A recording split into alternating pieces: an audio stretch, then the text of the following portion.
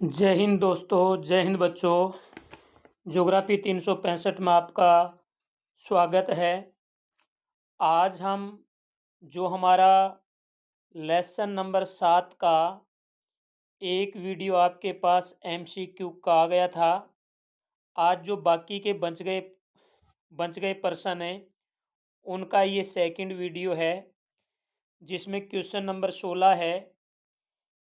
भारतीय रेलवे ने विविध संस्कृति के लोगों को एक साथ लाकर भारत के स्वतंत्रता संग्राम में योगदान दिया। यानी भारतीय रेलवे के संदर्भ में यह कथन किसका है? पंडित जवाहरलाल नेहरू का, इंदिरा गांधी का, महात्मा गांधी का, लाल बहादुर शास्त्री का। तो मैं आपको बता दूं कि ये जो कथन है ये महात्मा गांधी का है, याद रखना।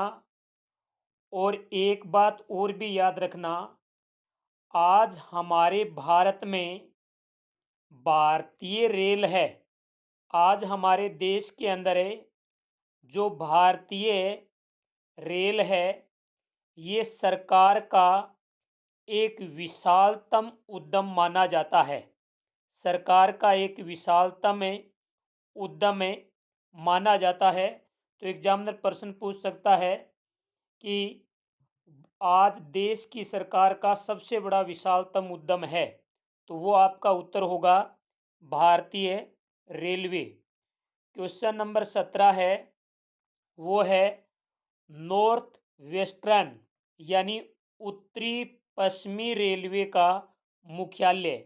हिंदी में भी याद रखना और इंग्लिश में भी याद रखना कि नॉर्थ वेस्टर्न का मुख्यालय कहाँ पर स्थित है?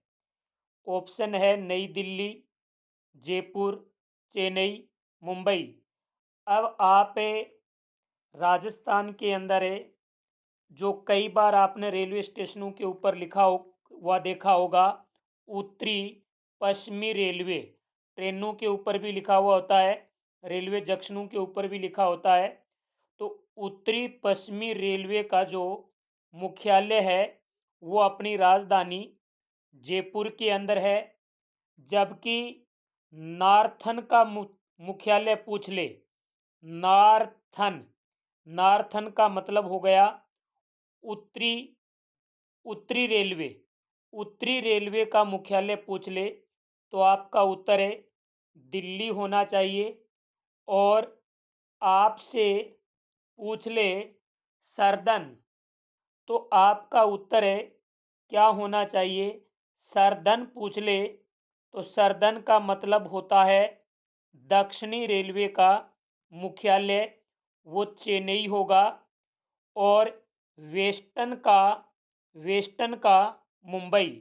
तो याद रखें, नार्थन का दिल्ली है मुख्यालय, और नॉर्थ वेस्टर्न का जयपुर है, सर्दन का चेन्नई है, वेस्टर्न का मुंबई है। और आपको वेस्ट सेंट्रल का पूछ ले, यदि ये कह दे कि वेस्ट सेंट्रल का मुख्यालय कहाँ है, तो इसमें आपका उत्तर है वो जबलपुर होना चाहिए। और यदि ईस्टर्न का पूछ ले तो आपका उत्तर है कोलकाता होना चाहिए। ईस्टर्न का पूछे तो आपका उत्तर कोलकाता होना चाहिए। याद रखना ये सारे के सारे मुख्यालय आप क्वेश्चन नंबर 8 है, रेलवे पटरी की चौड़ाई के आधार पर कितने भागों में बांटा है? यानी रेलवे पटरी को, जो रेलवे पटरियां इनको चौड़ाई के आधार पर कितने भागों में बांटा है? तो चौड़ाई के आधार पर इन्हें 3 भागों के अंदर बांटा है। अब 3 भाग कौन से वो भी देख लें। जैसे ब्रॉड गेज, ब्रॉड गेज का मतलब होता है बड़ी लाइन, और एक होती है मीटर गेज यानी मीटर लाइन, और एक होती है नेरो गेज यानी छोटी लाइन। तो याद रखना, broad gauge, metre gauge, narrow gauge. अब जो ब्रॉड गेज होती हैं, इनके अंदर जो रेलवे पटरियां बिछी रहती हैं, इनके बीच की दूरी 1.6116 मीटर होती है और मीटर लाइन के बीच की दूरी 1 मीटर होती है और नैरो गेज के बीच की दूरी 0.762 मीटर होती है। कहीं कहीं पर इनको 0.610 मीटर भी दिखा रखा है। ब्रॉड गेज की भारत में जो लंबाई है वो है 63,950 और जो मीटर लाइन की लंबाई है वो है 2,402 किलोमीटर और जो नैरो गेज की लंबाई है वो है 1,604 किलोमीटर। और भारतीय रेलवे ने अधिकांश मीटर लाइनों और नैरो गेज लाइनों को ब्रॉड गेज के अंदर बदल दिया है। तो ये व्याख्या भी आपको याद है रखनी है। क्वेश्चन नंबर 19 है कि कोंकण रेलवे का निर्माण कब हुआ। यानी कोंकण रेलवे का निर्माण कब हुआ? 1977 में, 1988 में, 1998 में, 2001 में। तो देखिए सीधा सा उत्तर है कि जो कोंकण रेलवे का निर्माण 1998 के अंदर हुआ। इनकी व्याख्या बहुत इंपॉर्टेंट है, सुने ध्यान से। कोंकण रेलवे की लंबाई कितनी है? 760 किलोमीटर ये लंबा है। ये कहाँ से शुरू होता है? ये रोहा महाराष्ट्र से शुरू होता है। रोहा कहाँ पड़ता है? महाराष्ट्र से शुरू होता है और ये मंगलोर कर्नाटक तक जाता है। यानी इसमें कर्नाटक, गोवा, महाराष्ट्र, यानी महाराष्ट्र की और गोवा की और कर्नाटक की क्या मानी जाती है? भागीदारी मानी जाती है। ये यानी लगभग 146 नदियों को पार करता है। लगभग 2000 पुलों को ये पार करता है और 91 सुरंगों को ये पार करता है। और इसी मार्ग पर एशिया की सबसे लंबी सुरंग बनी हुई है जिसकी लंबाई 6.5 किलोमीटर है। तो आप ये व्याख्या ध्यान से सुनना और समझना, क्योंकि व्याख्या में से भी ज़्यादातर प्रश्न आ सकते हैं, संभावना है। क्वेश्चन नंबर 20, भारत का विश्व में सड़क जाल की दृष्टि से कौन सा स्थान है? यानी भारत का विश्व में सड़क जाल की दृष्टि से कौन सा स्थान है? पहला, दूसरा, तीसरा, चौथा। तो याद रखना, भारत में सड़कों की जो कुल लंबाई है वो है 62.16 लाख किलोमीटर है। अब बात करते हैं कि सड़क जाल की दृष्टि से कौन सा स्थान है, तो वो है दूसरा स्थान। अगला क्वेश्चन नंबर 21 है, 20 वर्षीय सड़क योजना कब आरंभ हुई? 20 वर्षीय सड़क योजना है वो कब आरंभ हुई? ऑप्शन दिए हुए हैं 1946, 1961, 1960, 1995। तो 20 वर्षीय सड़क योजना है ये आपकी 1961 के अंदर शुरू की गई थी। यानी अब इसको ध्यान से सुनना कि भारत में द्वितीय विश्व युद्ध से पहले आधुनिक सड़कों का ज़्यादा विकास नहीं था और इनके लिए जो पहला गंभीर प्रयास किया गया वो 1943 में नागपुर योजना के माध्यम से किया गया। लेकिन ये नागपुर योजना है, ये रजवाड़ों और ब्रिटिश भारत के बीच समन्वय का अभाव होने के कारण ये असफल रही। इसके बाद आज़ाद हो गए और आज़ादी के पश्चात भारत में सड़कों की दशा को सुधारने के लिए एक नया कार्यक्रम लाया गया और उस नए कार्यक्रम का नाम था 20 वर्षीय सड़क योजना, जो 1961 के अंदर लागू किया गया और इसके माध्यम से यानी देश में सड़कों की दशाओं को सुधारा गया था।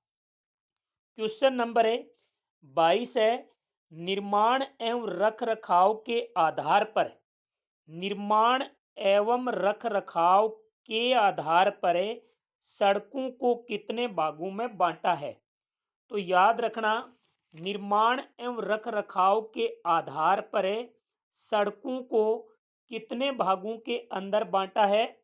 तो निर्माण एवं रख रखाव के आधार पर सड़कों को 4 भागों के अंदर बांटा है। अब वो 4 भाग याद रखना, उनकी व्याख्या याद रखना। पहला है राष्ट्रीय महामार्ग यानी नेशनल हाईवे, दूसरा है राज्य महामार्ग यानी स्टेट हाईवे, और तीसरा है जिला सड़कें, और चौथा है ग्रामीण सड़कें। तो NH national highway, SH state highway, जिला सड़कें और ग्रामीण सड़कें। अब हम बात करते हैं कि जो राष्ट्रीय महामार्ग होते हैं, इनका निर्माण, इनका रखरखाव कौन करता है? तो ये करती है केंद्र सरकार। कौन करती है? केंद्र सरकार करती है। और देश के अंदर जो कुल सड़कों की लंबाई है, उनका 2% नेशनल हाईवे हैं। बात करते हैं स्टेट हाईवे की। इनका रखरखाव और निर्माण राज्य सरकार के द्वारा किया जाता है और इनका जो प्रतिशत है वो है 4%। और जो जिला सड़कें हैं, इनका प्रतिशत है 14। ग्रामीण सड़कों का प्रतिशत सबसे ज़्यादा है 20, जबकि नेशनल हाईवेयों का प्रतिशत 2 है और जो ग्रामीण सड़कें हैं इनका प्रतिशत है वो 20 है। तो इसमें स ऑप्शन है वो बिल्कुल सही हो गया होगा। और व्याख्या का भी आप ध्यान रखना। क्वेश्चन नंबर 23 है, भारतीय राष्ट्रीय महामार्ग प्राधिकरण यानी NHAI, NHAI का आपको पूरा नाम भी पूछा जा सकता है। तो इसका जो पूरा नाम होगा वो होगा यानी भारतीय राष्ट्रीय प्राधिकरण। भारतीय राष्ट्रीय प्राधिकरण है वो इसका क्या होगा? पूरा नाम होगा। इनकी शुरुआत पूछी है तो ध्यान दें, 1946, 61, 60, 95।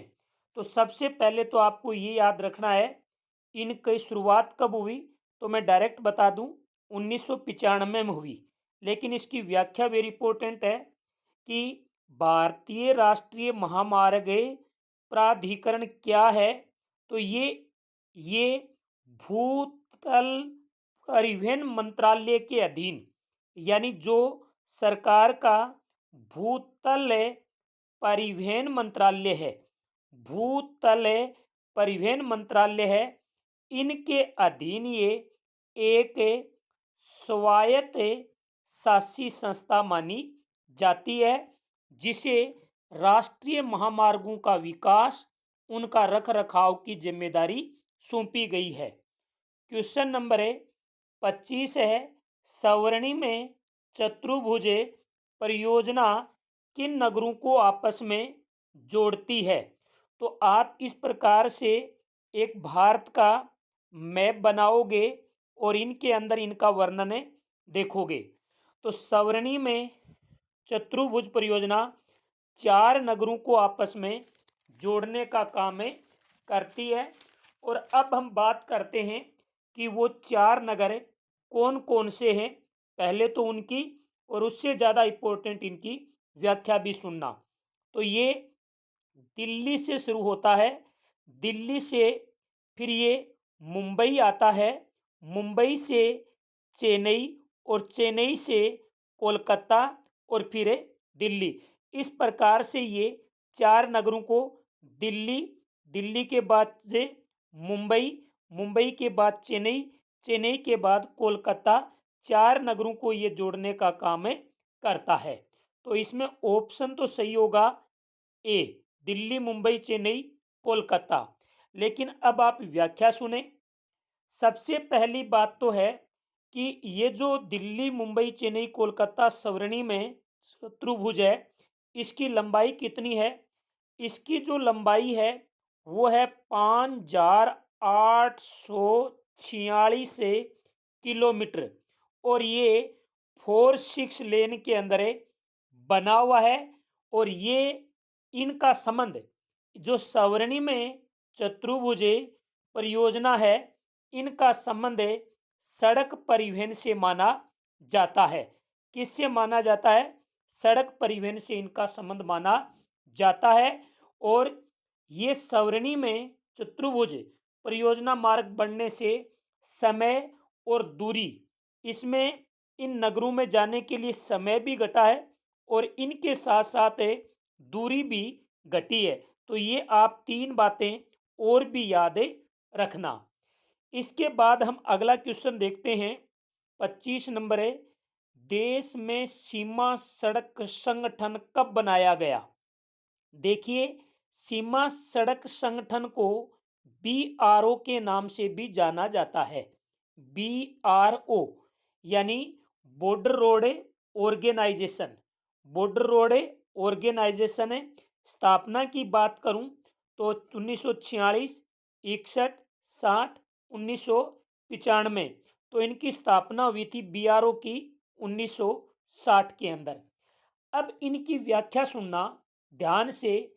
सीमा सड़क संगठन के बारे में क्या क्या चीजें आ सकती हैं कि ये देश के उत्तरी, देश के उत्तरी और उत्तरी पश्चिमी सीमा से सटे सामरिक दृष्टि से ये महत्वपूर्ण सड़कें हैं, तीव्र एवं समन्वित, जिससे देश का आर्थिक विकास हो सके और रक्षा भी, यानी रक्षा की तैयारी मजबूत की जा सके।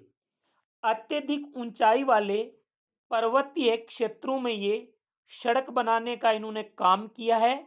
जैसे इन्होंने चंडीगढ़ को मनाली हिमाचल प्रदेश तथा लेह लद्दाख को जोड़ने वाली सड़कें भी बनाई हैं, जिनकी ऊंचाई 4,270 मीटर मानी जाती है। तो ये आप व्याख्या भी ध्यान में रखना। अगला है, अमन सेतु जोड़ता है, यानी अमन सेतु किसे जोड़ने का काम करता है? श्रीनगर को मुजफ्फराबाद से। अमन सेतु किसको जोड़ता है भाई? इस प्रश्न का राइट उत्तर क्या होगा? इसका राइट उत्तर होगा अमन सेतु श्रीनगर को मुजफ्फराबाद से जोड़ने का काम करता है। अगला क्वेश्चन है कि राष्ट्रीय महामार्ग सड़क यातायात, राष्ट्रीय महामार्ग यानी NH, जिनकी कुल सड़कों की लंबाई का ये देश में 2% है, उसके बारे में इसने पूछा है कि राष्ट्रीय महामार्ग सड़क यातायात के कितने प्रतिशत भाग का वहन करता है? तो ये कितने प्रतिशत भाग का वहन करता है? तो इस प्रश्न का जो राइट उत्तर होगा वो होगा 40%। यानी सड़क यातायात का कुल जो वहन क्षमता है उसमें से 40% राष्ट्रीय महामार्गों द्वारा वहन की जाती है। तो ये थे आपके इसमें वेरी वेरी इंपॉर्टेंट पर्सन है। उम्मीद करता हूं कि वीडियो आपको अच्छा लगा होगा। जल्दी हमें हिस्ट्री और पॉलिटिकल का भी वीडियो लेके आएंगे 1-2 दिन में ही। और अगला वीडियो हमारा आएगा अंतर्राष्ट्रीय व्यापार, वो भी भारत के संदर्भ में। तो वीडियो को लाइक करें, शेयर करें और ज़्यादा से ज़्यादा इसको आप अपने साथियों को जोड़ने की कोशिश करें। और जो मित्र, जो विद्यार्थी पहली बार हमारे चैनल पर आ रहे हैं, वो चैनल को सब्सक्राइब जरूर करें। जय हिंद, जय भारत।